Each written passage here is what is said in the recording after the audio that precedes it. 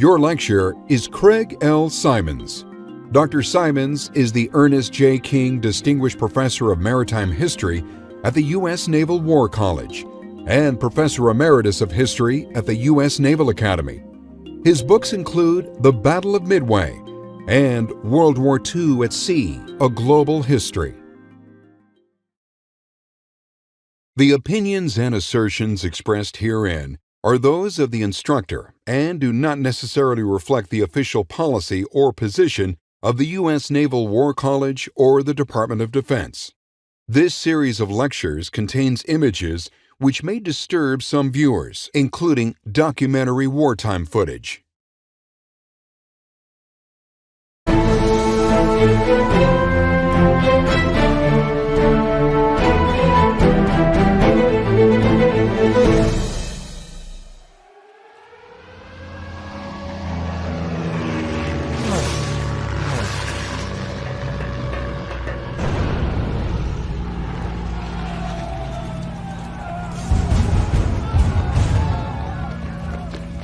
For most Americans, the Japanese attack on Pearl Harbor came like a bolt from the blue. Few had ever heard of Pearl Harbor or had any idea where it was. Some knew that American relations with Japan, a distant and exotic island nation on the far side of the world, had become strained, largely because of Japan's invasion of China 4 years earlier. Still, the news that the Japanese Navy had conducted an air raid against an American naval base on December 7, 1941, came as a complete shock. The next day, on December 8th, President Franklin Roosevelt appeared before a joint session of Congress. A state of war has existed between the United States and the Japanese Empire. He asked for and got a declaration of war with just one dissenting vote. That was from Jeannette Rankin, a Montana pacifist who'd also voted against war in 1917. No one knew it at the time, but World War II would be the last time Congress declared war. Although the Constitution delegates the power to declare war to Congress, all of America's subsequent wars, from Korea to Afghanistan and Iraq, have taken place without a formal declaration. The resolution that passed Congress on December 8th initiated a conflict that would last for 1,364 days. And end with a Japanese surrender that was almost, though not quite, unconditional. It was not entirely a naval war. There was fierce fighting on land in New Guinea, the Solomon Islands, the Philippines, Iwo Jima, Okinawa, and elsewhere. Nor was it solely a war between the Americans and the Japanese, because in addition to China, several of America's European and Asian allies, including Britain, Holland, and Australia, played key roles, especially in the early months of the war. Still, the armed conflict that began at Pearl Harbor was primarily between Japan and the United States, and the principal instrument of war for both sides was their national navy. Indeed, the fight in the Pacific Theater from 1941 to 1945 was the largest naval war in history. This course will chronicle the global trajectory of that war, the battles to be sure, but also the strategy, the tactics, the leaders and the commanders, the amphibious landings, air attacks, submarine campaigns, even a little about the home front.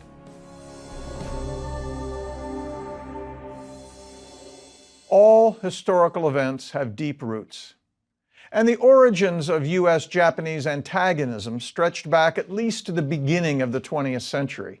Still, the active phase of the emerging conflict, the moment when the slide into war became perceptible, was 1931, 10 years before Pearl Harbor. An explosion on a railroad in Manchuria on the Asian mainland, a railroad that was owned by a Japanese company, provoked calls in Tokyo for Japanese intervention. It was a setup.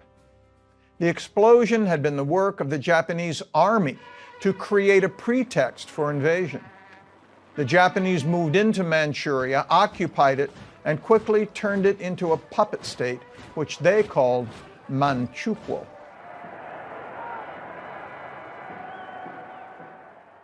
The United States objected to this transparent fraud and overt aggression, and officially protested. But there was no enthusiasm in the American public to get involved.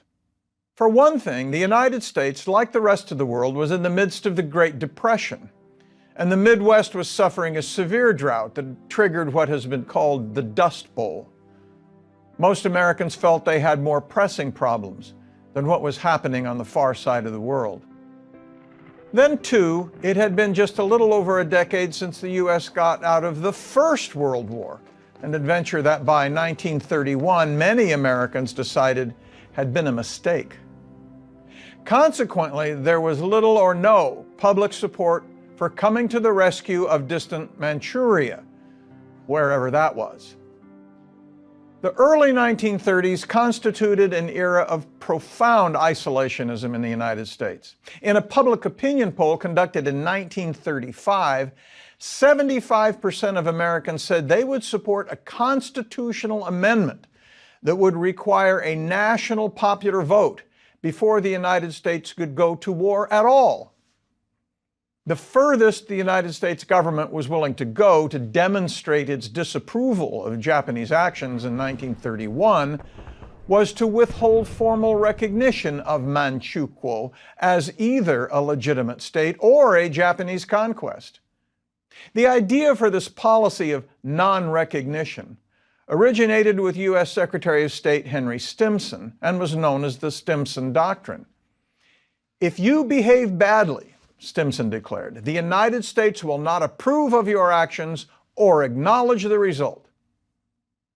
The Japanese were not impressed, nor were they intimidated by the disapproval of the League of Nations that had been set up after World War I to resolve international conflicts like this.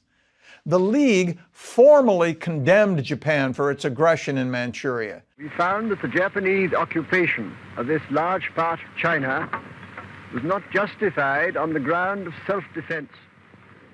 But Japan responded by simply withdrawing from the organization. Officially, Japan was a constitutional monarchy, but it's important to understand some of the ways in which its government and culture were different from those of most Western nations. To begin, the Japanese emperor was so revered as to be considered a virtual deity, yet he had almost nothing to do with the day-to-day management of Japan's government. What did control Japanese levers of power were its army and its navy. Japan had a prime minister, but the cabinet over which he presided included uniformed officers of both the army and the navy. If either service disapproved of a policy decision, the general staffs could order their representative on the cabinet to resign, and that would require a cabinet reshuffle. In practice, this meant that the Japanese Army and Navy general staffs could topple a government whenever they wanted. That made the government, though nominally run by civilians, dependent on the support of the armed forces. Japan's government became, in effect, a military oligarchy, where national policy decisions emerged from complex and often contentious negotiations between the Army and Navy general staffs. The Prime Minister, his cabinet, even the Emperor, were often reduced to merely approving decisions that had already been made by those in uniform. The slide toward war grew steeper in 1937, when Japan initiated an even larger war in China itself. It began when Japanese soldiers stationed at Peiping, now Beijing, exchanged gunfire with Chinese soldiers at the Marco Polo Bridge near the walled town of Wanping. The Japanese called the conflict that ensued the China Incident. which is a rather huge understatement because in reality it was a full-scale war. In due course, it merged into the broader conflict that the Japanese called the Greater East Asia War, and which in the West was called the Second World War. Indeed, World War II can be said to have begun not in 1941 when Japan attacked the United States, nor even in 1939 when Germany invaded Poland, but in 1937 when Japan invaded China. From this point on, the conflict in China dominated Japanese strategic thinking and planning. This was especially true when the Japanese found themselves unable to bring the war to a conclusive end, despite winning impressive victories and occupying much of China. The fighting in China absorbed more and more of Japan's treasure and resources and became something of an obsession. Even after Pearl Harbor, during the war with the United States, Japan kept its largest armies and some of its best soldiers in China. In effect, the Chinese army played a role in the Asian War, not unlike that of the Soviet Red Army in the European War. It tied down the bulk of the Axis land armies, so that in both the Atlantic and the Pacific, the Anglo-Americans could use their naval forces to strike at the periphery. If Chinese forces had not occupied more than 1 million Japanese soldiers on the Asian mainland, those men would have been available to kill Americans in the Pacific. American citizens were much more alarmed by the Japanese invasion of China in July 1937 than they had been by the seizure of Manchuria a half dozen years earlier. One reason was America's sympathy for the Chinese, spurred in part by the popularity of a 1931 novel entitled The Good Earth by the American writer Pearl S. Buck. Her book became a Hollywood movie in 1937, the same year that Japan invaded China, and she was awarded the Nobel Prize for Literature in 1938. Both the book and the movie offered a sympathetic portrayal of a poor, hardworking Chinese family struggling against the burdens of daily life. And if the Chinese were the good guys, then obviously the Japanese were the bad guys, portrayed as cold-blooded aggressors, which was not far off the mark.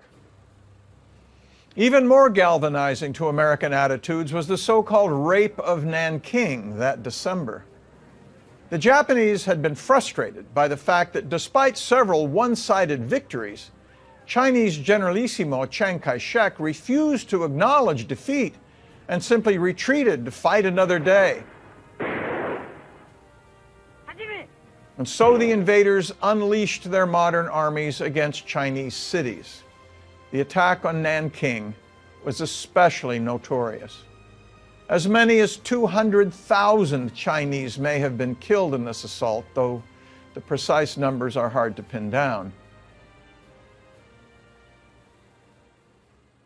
The number, whatever it was, included many women and children, and photographs of this atrocity in American newspapers and newsreels, in American movie theaters, further strained Japanese-American relations. That same week, Japanese airplanes attacked and sank an American gunboat, the USS Panay, that was operating on the Yangtze River near Nanking. The fact that foreign nations, including the United States, routinely maintain naval forces on the inland rivers of China says a lot about the precarious state of Chinese sovereignty. Imagine if the Chinese today conducted warship patrols on the Mississippi. In this case, the Japanese suspected, not without reason, that the Panay was operating near Nanking in order to gather information, and it is virtually certain that the attack was deliberate. Officially, however, the Japanese insisted that their sinking of a U.S. gunboat had been a mistake, the result of pilot error. They apologized and offered an indemnity. But the incident further soured Japanese-American relations.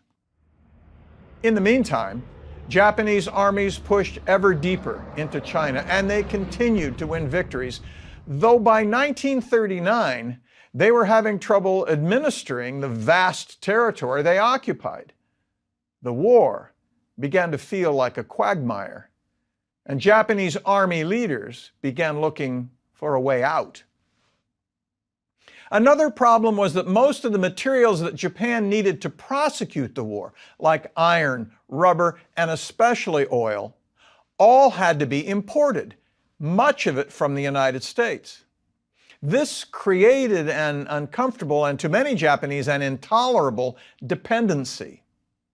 The feeling grew stronger when the Americans began to impose conditions for the continued sale of such items as a way of influencing Japanese policy.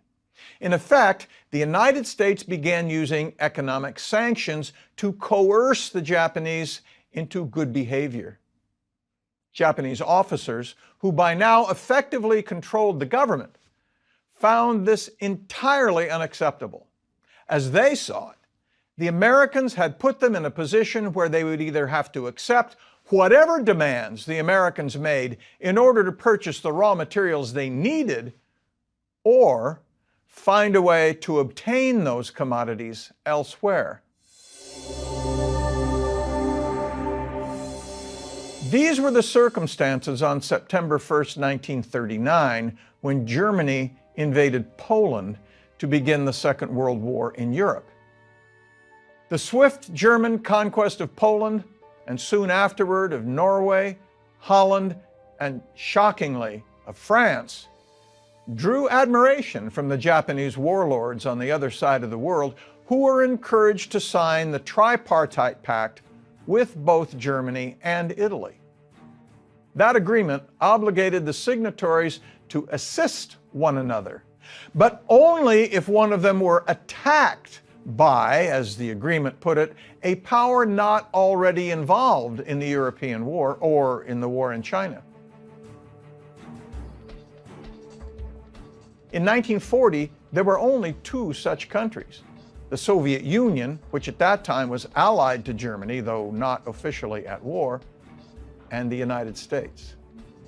Of course, if any of the tripartite countries attacked someone else, there was no obligation to join in. The treaty came into force only if a member of the agreement were a victim of an attack. So, Japan was not obligated to declare war on the Soviet Union when Hitler invaded it in June 1941, nor would Germany be obligated to assist Japan if she chose to attack the United States. And now the Nazis entered. Another important consequence of the war in Europe was that once Hitler's armies overran France and Holland, the Asian colonies of those countries became virtual orphans. And as it happened, French Indochina and the Dutch East Indies were rich in the very resources that Japan so desperately needed to continue the war in China, as well as for the general health of its economy. The Dutch islands of Borneo, Java, and Sumatra, now all part of Indonesia, as well as the British colony of Malaya, now Malaysia, were rich in oil reserves, and French Indochina was a principal source of both rubber and tin.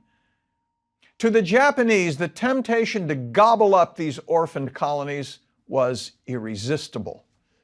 Japanese army officers in particular saw a move into South Asia as not only economically appealing, but they imagined it could also provide them a way out of the China mess.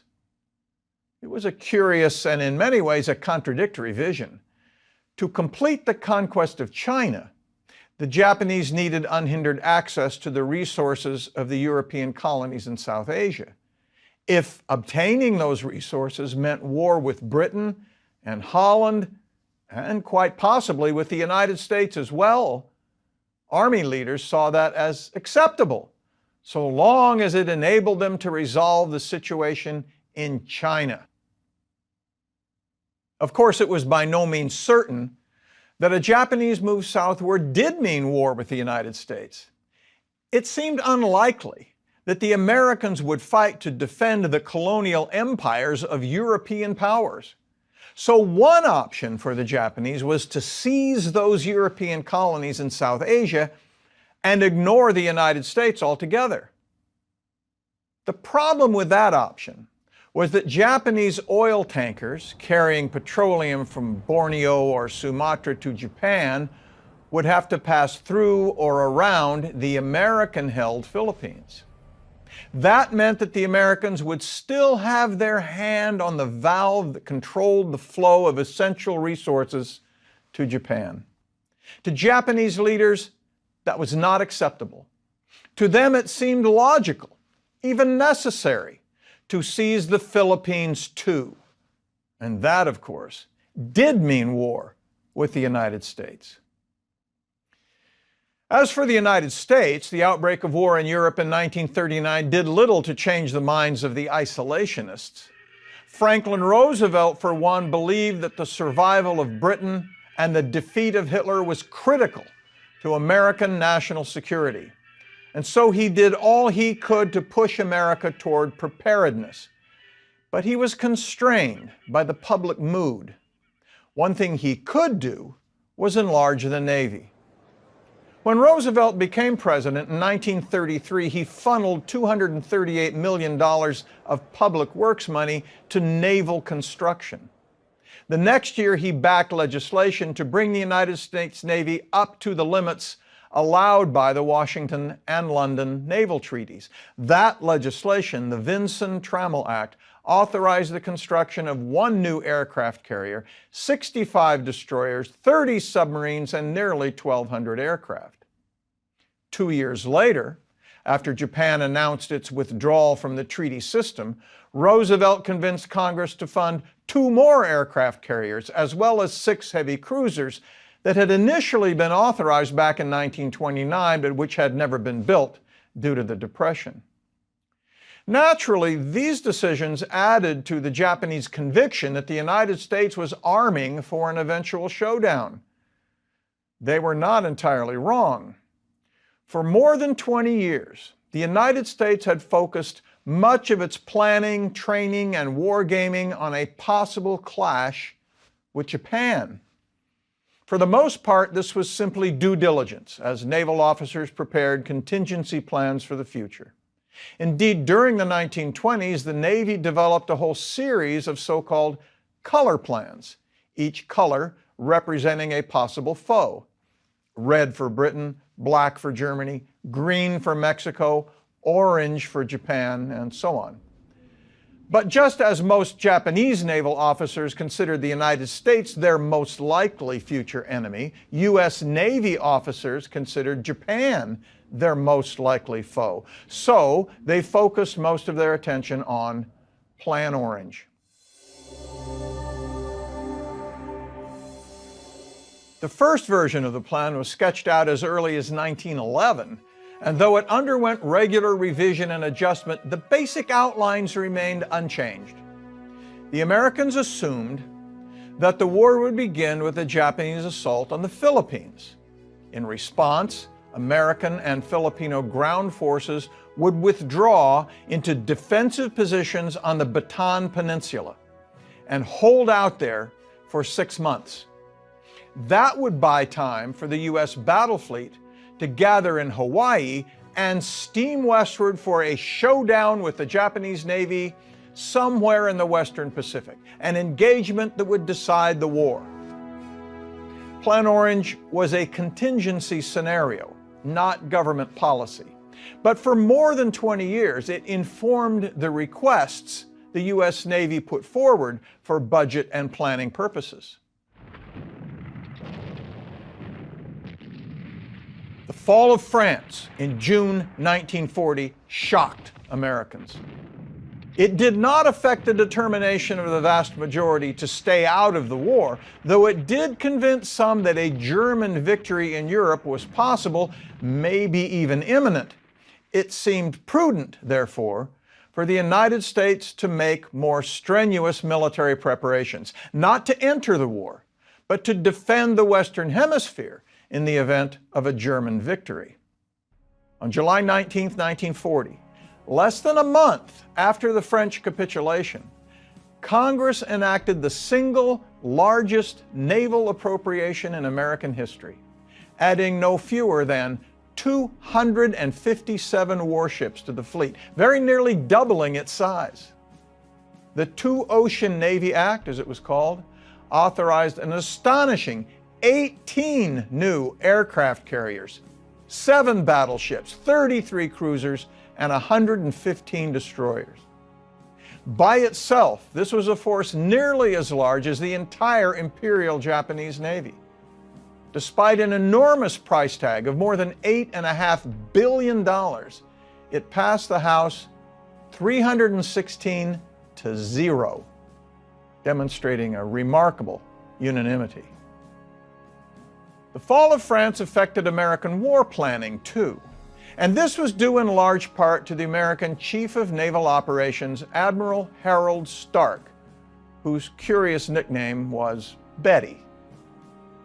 He got that nickname as a plebe at the Naval Academy. An upperclassman, noticing his name tag, asked young Stark if he were related to General John Stark. Well, Midshipman Stark had no idea who that was, and the upperclassman informed him rather forcefully that during the American Revolution, prior to the Battle of Bennington, General John Stark had declared, "We will win today or Betty Stark will be a widow." The upperclassman then ordered Midshipman Stark to holler out that phrase whenever he saw another upperclassman. He did, and consequently became known as Betty Stark, as he remained for the rest of his life. There is a footnote to this story, which is that General John Stark's wife was actually named Molly. So if the upperclassmen had known his history a little better, we might be talking about Admiral Molly Stark. In any case, it was Harold Betty Stark who suggested a new blueprint for American military planning in 1940. Arguing that Germany had become a more serious threat to the United States than Japan, he proposed abandoning Plan Orange. In case of war, he suggested that the United States should remain on the defensive in the Pacific and focus its resources and efforts on the defeat of Germany first. After all, Germany's gross domestic product, or GDP, was 6 times that of Japan. Roosevelt accepted the logic, and officially at least, Germany first became the cornerstone of American strategic planning. But the president also tried to continue to restrain Japan's more aggressive instincts. His primary goal became to avoid a war with the Japanese in order to focus on the defeat of Hitler.